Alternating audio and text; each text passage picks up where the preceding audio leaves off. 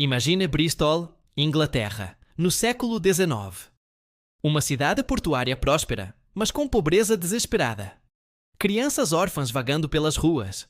Crianças cujos pais morreram, cujas mães não podiam cuidar, que foram abandonadas à própria sorte. Eram consideradas problema social, fardos para a sociedade. Frequentemente eram presas por roubar comida. Eram abusadas. Morriam nas ruas sozinhas e desprotegidas. E então, nasceu George Müller, em 1805 na Alemanha. Um homem que viria a dedicar sua vida inteira, não apenas a pregar evangelho, mas a demonstrar evangelho através de ação tangível. Um homem que cuidaria de dezenas de milhares de crianças órfãs sem pedir um centavo do governo, vivendo completamente pela fé que Deus providenciaria. Sua vida seria demonstração prática de que fé em Deus é real, que Deus providencia quando você realmente confia. Bem-vindo ao episódio número 6 da série 365 Dias de Heróis da Fé. Hoje conheceremos o homem cuja vida provou que fé genuína não é teoria abstrata. É ação concreta. É provisão real. É transformação visível. George Müller começou como homem rebelde, imoral, longe de Deus. Terminou como um dos maiores exemplos de fé prática que o mundo jamais viu. Sua vida mudou tudo sobre como o cristianismo entendia cuidado com pobres, confiança em Deus e poder de oração persistente. Vamos explorar essa vida extraordinária. George nasceu em 1805, em Kroppenstedt, uma cidade pequena na Prússia. Sua família era de classe média. Seu pai era pastor protestante. Deveria ter crescido em ambiente piedoso e religioso, mas não foi assim. George cresceu longe de fé genuína. Era jovem rebelde, desobediente, não religioso. Frequentemente mentia para seus pais. Frequentemente roubava dinheiro deles. Seus pais tentavam corrigi-lo, mas ele parecia incorrigível. Resistia à autoridade. Rejeitava ensinamentos religiosos. Aos 10 anos foi mandado para internato, esperando que educação formal o corrigiria. Não funcionou. Continuava rebelde. Continuava imoral. Frequentemente fugia da escola. Na adolescência, virou mais rebelde ainda. Bebia com amigos. Gastava dinheiro de forma irresponsável. Frequentava lugares que seus pais o proibiam. Seus pais ficavam desesperados. Não sabiam o que fazer com aquele filho que rejeitava tudo que tentavam ensinar. Aos 17 anos, George estava praticamente fora de controle. Seus pais o matricularam em universidade, esperando que educação superior o amadureceria. Novamente não funcionou. Na universidade, George se tornou ainda mais dissoluto. Seus professores relatavam que era aluno desatento, frequentemente ausente, claramente não interessado em estudos.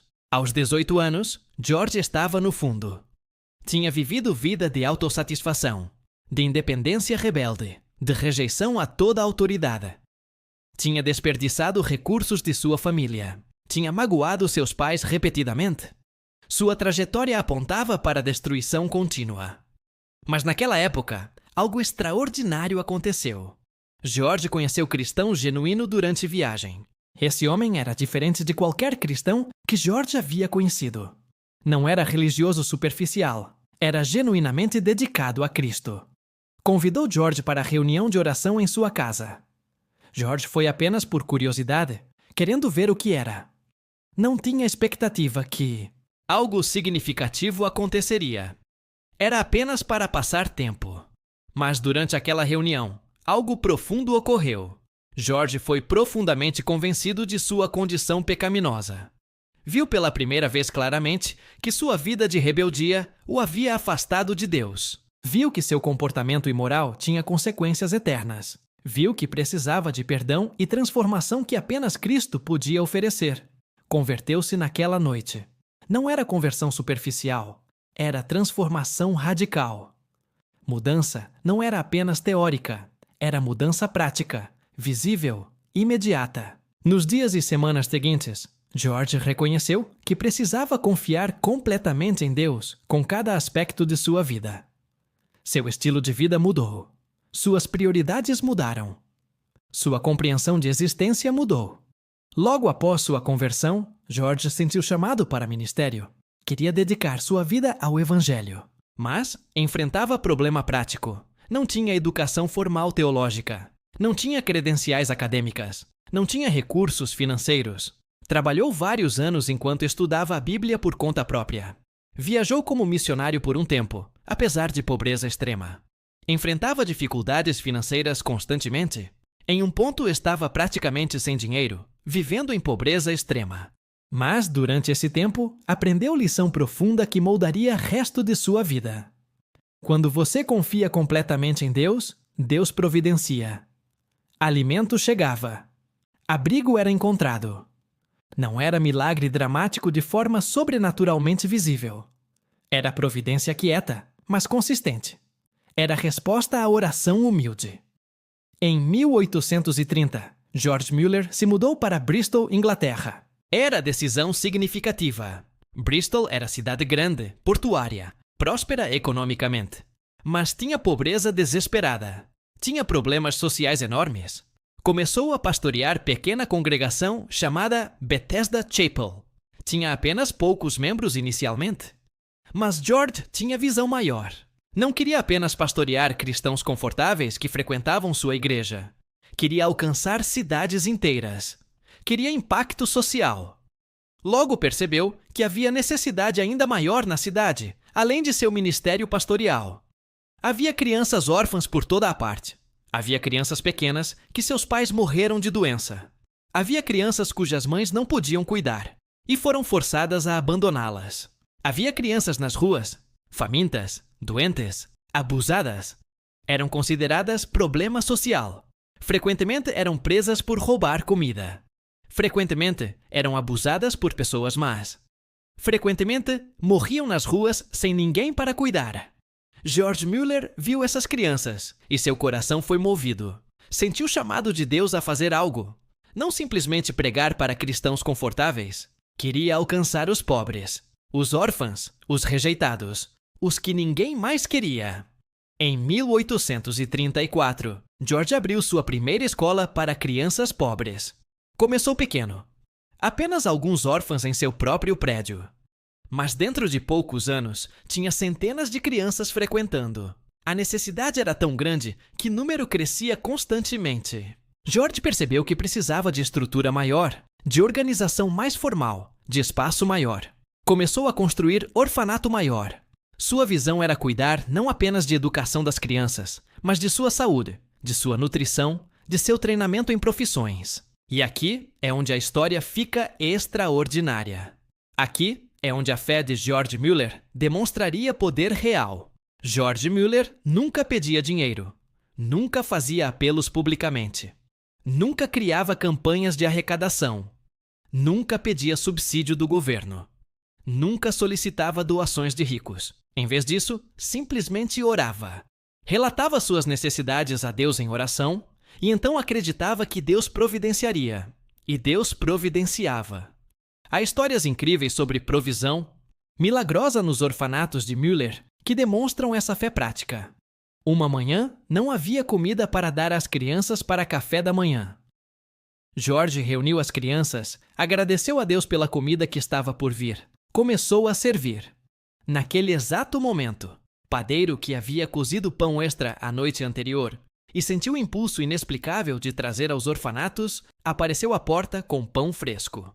As crianças comeram. Há histórias de que crianças dormiam em camas que não tinham lençol. George pediu a Deus em oração, especificamente por lençóis. De repente, lençóis apareciam de pessoas que não sabiam absolutamente que havia necessidade. Há histórias de que a caixa dos orfanatos estava completamente vazio. Nenhum dinheiro. Nenhuma forma visível de pagar as contas da próxima semana. George orou. Cartas chegavam com dinheiro de pessoas que não sabiam da necessidade. Doadores que se sentiam impulsionados a enviar doações chegavam sem comunicação prévia. Há relato de que criança adoeceu nos orfanatos. Medicamento necessário era extremamente caro e raro. George orou especificamente. Homem que tinha aquele medicamento específico chegou completamente por acaso e deu medicamento de graça. A criança se recuperou. Essas histórias não eram propaganda exagerada. Eram documentadas cuidadosamente. George mantinha registros detalhados de cada provisão, de cada doação, de cada acontecimento extraordinário. Seus diários e registros foram preservados e podem ser consultados hoje. George não era místico que esperava que Deus fizesse tudo enquanto ele nada fazia. Não era passivo. Trabalhava duramente. Estava envolvido em cada detalhe de operação dos orfanatos. Gerenciava os orfanatos com um detalhe extremo. Tinha registros cuidadosos de como cada centavo era gasto. Entendia que boa gestão era honra a Deus. Era a responsabilidade que tinha diante de Deus. Mas, ao mesmo tempo, confiava completamente que Deus providenciaria quando ele havia feito sua parte.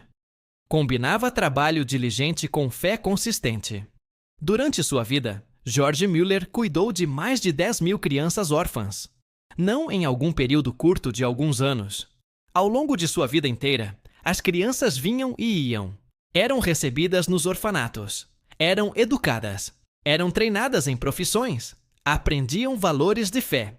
E então, saíam para a vida produtiva como adultos. Sua organização se tornou uma das maiores instituições de caridade da Inglaterra. Tinha vários prédios. Tinha centenas de funcionários. Tinha sistema educacional estabelecido. Tinha sistema de treinamento profissional.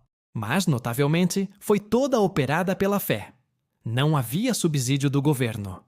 Não havia grandes doadores corporativos. Não havia sistema de financiamento formal estabelecido. Era meramente pela fé de um homem em provisão consistente de Deus. Muitas pessoas viajavam para Bristol apenas para ver esses orfanatos funcionando. Pessoas em outras partes da Inglaterra e da Europa ouviram histórias sobre orfanatos de Mueller operados completamente pela fé.